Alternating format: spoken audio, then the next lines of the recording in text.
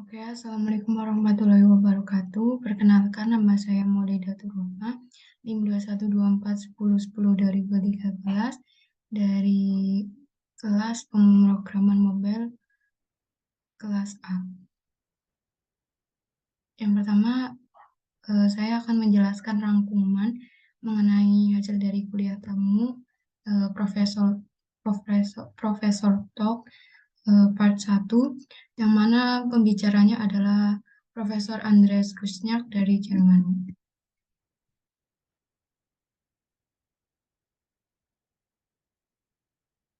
Oke.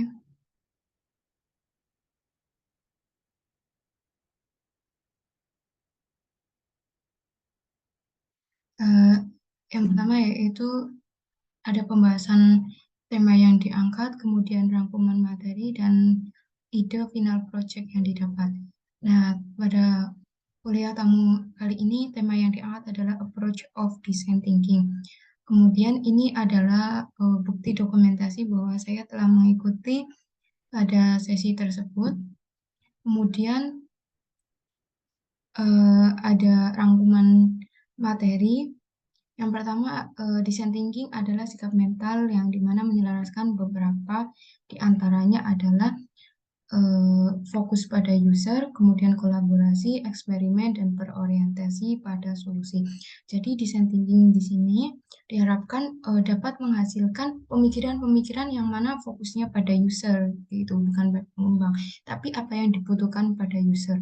Kemudian kolaborasi. Jadi di design thinking ini kita juga perlu kolaborasi antar pihak ya, termasuk stakeholder, kemudian nanti eh, yang akan membuatnya gitu, seperti developmentnya, developernya. Kemudian kita perlu eksperimen dan berorientasi pada solusi.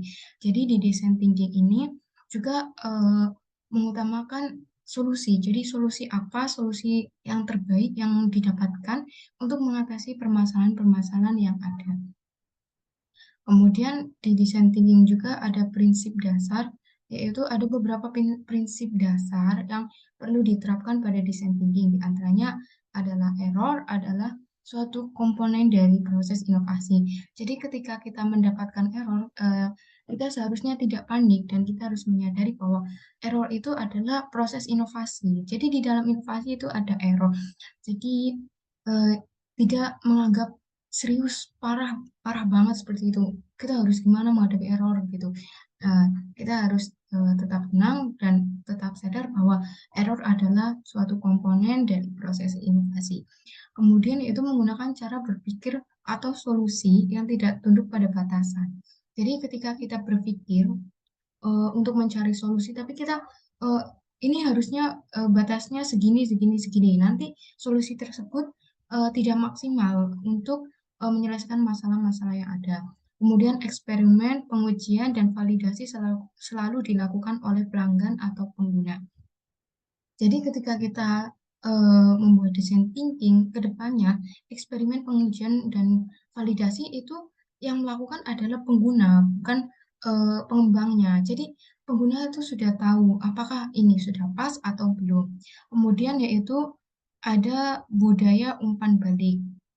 Umpan balik yang membangun. Jadi ketika kita sudah melakukan apa gitu, kita menanyakan dulu kepada eh, kepada customer kita. Jadi apakah ini sudah baik atau belum?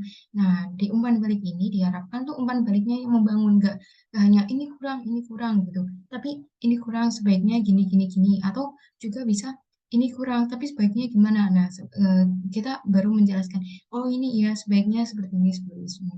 Kemudian ada prototyping, storytelling, dan memberikan visibilitas yang atau berwujud. Jadi prototyping itu memberikan gambaran kepada customer, ini kedepannya seperti ini loh produknya, seperti itu. Jadi customer tuh mempunyai bayangan yang wujudnya itu jelas gitu, tidak hanya bayang-bayang saja atau angan-angan saja. Kemudian eh, design thinking ini cocok untuk dua kelas masalah. Jadi kelas masalah yang pertama yaitu menjinakkan masalah dan menyelesaikan masalah, indikasi permasalahan tersebut untuk permasalahan yang pertama indikasinya gimana sih gitu. Nah, indikasinya tuh inisialisasi dan dapat status target yang jelas. Jadi permasalahan tersebut dapat diinisialisasi dan eh, targetnya tuh mempunyai status yang jelas gitu. Kemudian ada persetujuan yang diberikan dari banyak pemangku kepentingan. Jadi pemangku kepentingan kan banyak ya. Dan di situ juga memiliki peran penting dalam memberikan persetujuan. Kalau pemangku kepentingannya tidak setuju, bagaimana kita akan melanjutkan prosesnya. Kemudian akar penyebab mudah dianalisis, fokus pada analisis kebutuhan customer, pengadaan eh, ide dan prototyping. Jadi ini di nomor 5 maksudnya kita ada bisa gitu mengadakan ide dan prototyping.